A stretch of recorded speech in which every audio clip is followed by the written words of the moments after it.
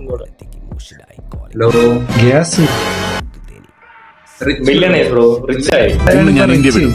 ഇവിടെ നിന്ന് നേരെ ദുബായ്, ഒറ്റ ദിവസം കൊണ്ട് അവിടെ റിച്ച് നിന്ന് ആയി. Bangkok, then straight എത്തിയോക്കും. ഒറ്റ ദിവസം കൊണ്ട് റിച്ച് ആയി ബ്രോ. വിളിക്കുന്ന പഞ്ചാബില് 300 കുറ്റിയാ.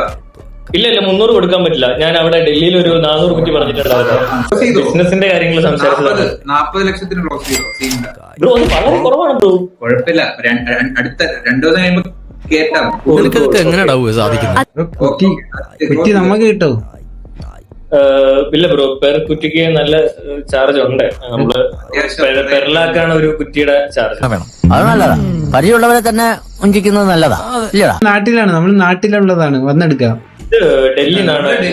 ഞങ്ങളിത് കുഴിച്ചെടുക്കുന്നതാണ്. നാട്ടില് കിട്ടാനില്ലല്ലോ. കുഴൽപ്പണം എന്ന് കേട്ടിട്ടില്ല? അതുപോലെ കുഴൽ ഗ്യാസ്. ഇത് ഏത് കമ്പനി? ഇത് കിസാൻ. ഓ, Kisan gas. Okay okay okay. Online delivery ഉണ്ടാവും.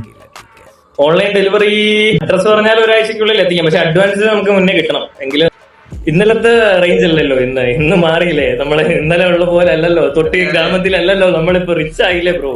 എല്ലാവരോടും എനിക്കൊന്നേ പറയാനുള്ളൂ, ഇതൊരു മഹാസംഭവമാണ്.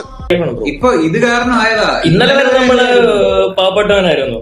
ഇന്നലെ വരെ നമുക്ക് ആരും അറിയില്ലായിരുന്നു, നമ്മളെ ആർക്കും അറിയില്ലായിരുന്നു. എന്നാൽ ഇന്ന് ഇന്ത്യയിലെ റിച്ചസ്റ്റ് പീപ്പിളിന്റെ കണക്കെടുത്ത് നോക്കിക്കഴിഞ്ഞാല് അതിൽ അടിയിന്ന് നാലാമത്, അതും 4 ഗ്യാസ് കുറ്റി കൊണ്ടാണ് 4ാമത് എത്തിയത്. യുദ്ധം ഇറാഖിലും ലെബനിലും പാലസ്തീനിലും ഒക്കെ ആണെങ്കിലും അത് അനുഭവിക്കേണ്ടത് പാവപ്പെട്ട നമ്മളാ.